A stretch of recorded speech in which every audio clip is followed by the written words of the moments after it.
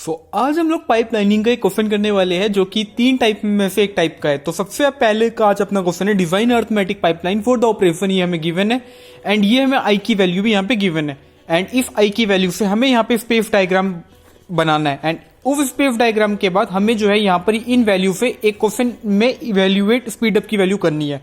तो हमें करना क्या क्या, पहले हम उसको अंडरलाइन कर लेते हैं। एक तो हमें यहाँ पे अर्थमेटिकल पाइपलाइन का डिजाइन बनाना है, सेकंड काम हमें यहाँ पे स्पेस डायग्राम बनाना है एंड आई की वैल्यू हमें यहाँ पे गिवन है। तीसरे काम में हमें यहाँ पे क्वेश्चन गिवन है जिसमें हमें यहाँ पे स्पीड अप की वैल्यू निकालनी है।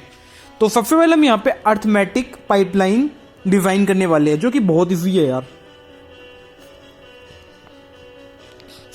अर्थमेटिक पाइपलाइन के लिए आपको जो यहाँ पे ये ऑपरेशन गिवन होगा जो कि है ए आई इंटू बी आई प्लस सी आई। अगर हम इसको बोर्ड मास के थ्रू करें तो हम कैसे करेंगे, पहले हम ब्रैकेट सॉल्व करेंगे, फिर हम मल्टीप्लाई करेंगे, फिर हम एडिशन करेंगे, राइट। तो हम इसमें भी वही काम करेंगे लेकिन इसमें हम कंप्यूटर की लैंग्वेज में करेंगे। लेकिन हम इसको डायरेक्ट कंप्यूटर में स्टोर नहीं कर सकते, हम डायरेक्ट ए को स्टोर नहीं कर सकते, डायरेक्ट हम बी को स्टोर नहीं कर सकते, डायरेक्ट हम सी को स्टोर नहीं कर सकते। इसके लिए हमें यहाँ पे रजिस्टर की हेल्प लेनी पड़ेगी। मैं क्या करूंगा, जो ए है पहले इसको मैं एक रजिस्टर के अंदर रख दूंगा, ऐसे ही मैं बी को भी रजिस्टर के अंदर रख दूंगा। ए को मैंने रजिस्टर के अंदर रख दिया, रजिस्टर 1 के अंदर लेट सपोज, एंड इसको रख दिया रजिस्टर 2 के अंदर। इन दोनों का एक आंसर आएगा जिसको मैंने रजिस्टर 3 के अंदर रख दिया एंड उस रजिस्टर 3 तक यहां तक हो गया, इसका आंसर आ गया, ए इंटू बी का आंसर आ गया। उसके बाद मैं क्या करूंगा, एक रजिस्टर 4 लूंगा जिसमें मैं रख दूंगा सी की वैल्यू एंड उसके बाद मैं रजिस्टर 3 और रजिस्टर 4 में प्लस कर दूंगा, रजिस्टर 5 में इसका आंसर स्टोर कर दूंगा। तो ये मैंने आपको पूरा अर्थमेटिक पाइपलाइन बता दिया। अब हम इसको देखते हैं इसको करेंगे कैसे हम लोग। सबसे पहले अपने पास ए आई था, फिर अपने पास बी आई था, फिर अपने पास सी आई था। पहला काम हमने क्या किया, इसको हमने एक रजिस्टर के अंदर स्टोर कर लिया। इसको मैंने कर लिया R1 रजिस्टर के अंदर, इसको मैंने कर लिया R2 रजिस्टर के अंदर एंड आपस में इन दोनों की उसके बाद मैंने कर दी यहां पर मल्टीप्लीकेशन। मैं यहां पे लिख लेता हूं MUL।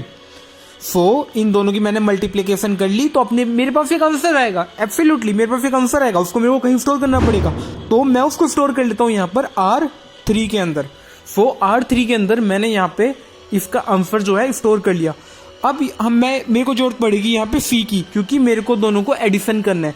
तो R3 तो यहाँ पे पहले सी था, अब मैंने क्या किया, सी को यहाँ पर R4 के अंदर रजिस्टर के अंदर मैं यहाँ पे ले आया।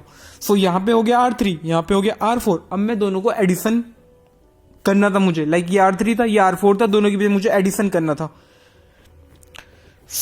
इसका जो आंसर है ये मैंने R3 के अंदर रखा एंड सी वाले को मैं रजिस्टर R4 के अंदर लिया, क्योंकि मैं डायरेक्ट इसको मेमोरी के अंदर नहीं ला सकता, लाना मेरे को रजिस्टर के थ्रू ही पड़ेगा। ये हो गया R3, ये हो गया R4 एंड मैंने इसमें परफॉर्म किया एड ऑपरेशन। दोनों पे एड ऑपरेशन परफॉर्म करने के बाद मेरे पास एक आंसर आएगा जिसको मैं कह देता हूं R5। ये अपने पास कंप्लीट हो गया अर्थमेटिक पाइपलाइन का डायग्राम डिफाइन।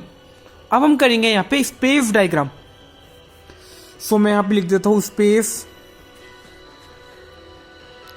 डायग्राम। अब मैं यहां पे इसकी स्पेस डायग्राम निकालने वाला हूं। ये मेरे को क्वेश्चन गिवन था 1 2 3 4 5।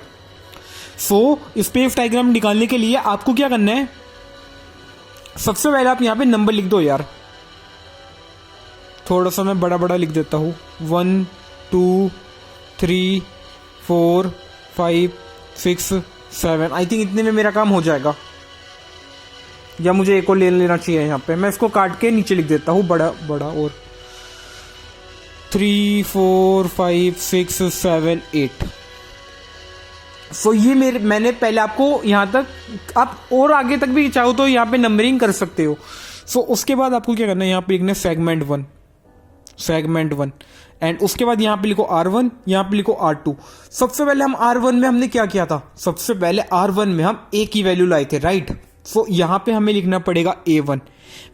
ये जो यहां पर 5 है, आई की वैल्यू जो ये 5 तक गिवन है, इसका मतलब है कि ऐसी A1 A2 A3 ऐसी 5 वैल्यू है। ऐसे ही आई का मतलब यहां पर है, लाइक बी आई था यहां पे, मतलब आई की 5 वैल्यू है।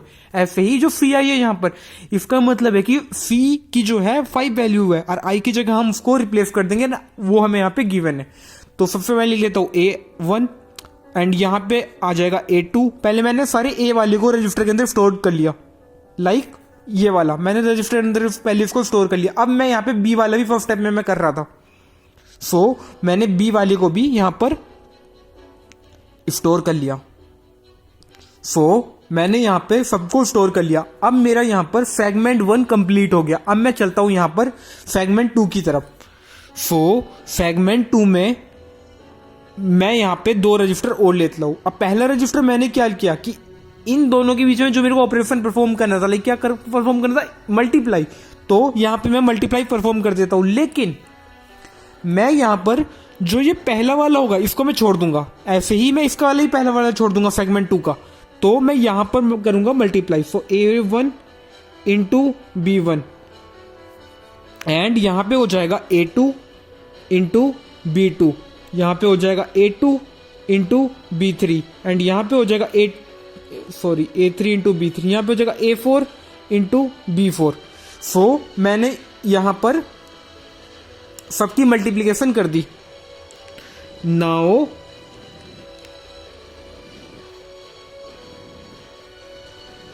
अब मेरे को क्या करना है, अगले स्टेप में R4 में मैंने क्या किया था, यहाँ पे C की वैल्यू में लाया था, तो मैं यहाँ पे C की वैल्यू भी लिख देता हूं, like C1 C2 C3 C4 C5। यार यहाँ पे एक और था A5 इंटू B5। सो मैंने यहाँ पे R4 रजिस्टर तक कर दिया। उसके बाद मैंने क्या किया था, R3 R4 की मैंने करी थी एडिशन। तो चलो यार मैं R3 और R4 की एडिशन कर देता हूं। तो पहले तो मैं इसको यहाँ पे बंद कर दूं क्योंकि मेरा सेगमेंट कंप्लीट हो गया। अब मैं लिखता हूं सेगमेंट 3 जो कि अपना लास्ट सेगमेंट होगा, एंड यहाँ पे मैं ले लेता हूं रजिस्टर 5। एंड रजिस्टर 5 के बाद मैंने स्टार्टिंग में ये छोड़ा था, अब ये वाला तो मैं छोड़ूंगा, अब मैं इसके एक आगे वाला भी छोड़ूंगा। तो ये होता है पाइपलाइनिंग का कंसेप्ट। पाइपलाइनिंग कहते हैं कि एक एक छोड़ के करो, मतलब कि एक ये छोड़ा अब 2 छोड़ेंगे।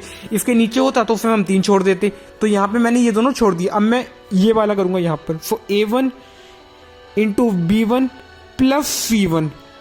तो अब अपना पहला ऑपरेशन यहाँ पे आगे आप चेक करोगे तो आप A1 into B1 into C1। अब ऐसे ही हम यहाँ पे दूसरा निकालेंगे जो कि होगा A2 इंटू B2, मतलब इन दोनों की हमने मल्टीप्लाई करी और रजिस्टर C के साथ हमने उसको प्लस कर दिया। ऐसे ही A3 into B3 plus C3, ऐसे ही A4 into B4 plus C4, ऐसे ही A5 into B5 plus C5। सो ये अपना पूरा यहाँ पे कंप्लीट हो गया स्पेस डायग्राम। क्या ये डिफिकल्ट था? नहीं यार, ये बहुत ज्यादा इजी था। सो अब हम अपने लास्ट पार्ट क्वेश्चन पे चलते हैं जो कि है if the pipeline has respectively stage with the delay of, ये हमने को कुछ यहाँ पे डिले पॉइंट्स डिले गिवन है, एंड उसके बाद हमें यहाँ पे इसकी स्पीड अप निकालना है। सो स्पीड अप निकालने का क्या फॉर्मूला होता है, like non pipeline divide by pipeline. मतलब कि इस क्वेश्चन के लिए हमें यहाँ पे नॉन पाइपलाइन एंड पाइपलाइन दोनों निकालने पड़ेंगे। So non pipeline and pipeline निकालते कैसे हम वो देखते हैं। तो सबसे पहले हम निकालेंगे यहाँ पे नॉन पाइपलाइन। नॉन पाइपलाइन निकालना बहुत ज्यादा इजी होता है। आपको क्या करना है, जो आपको यहाँ पे नंबर ये सारे गिवन है ना, हाँ, जो आपको ये यहाँ से लेके यहाँ तक गिवन है, आपको इन सबको एडिशन कर देना है। Like 4 nanosecond plus 12 nanosecond plus 6 nanosecond plus 4 nanosecond plus 8 nanosecond plus 2 nanosecond.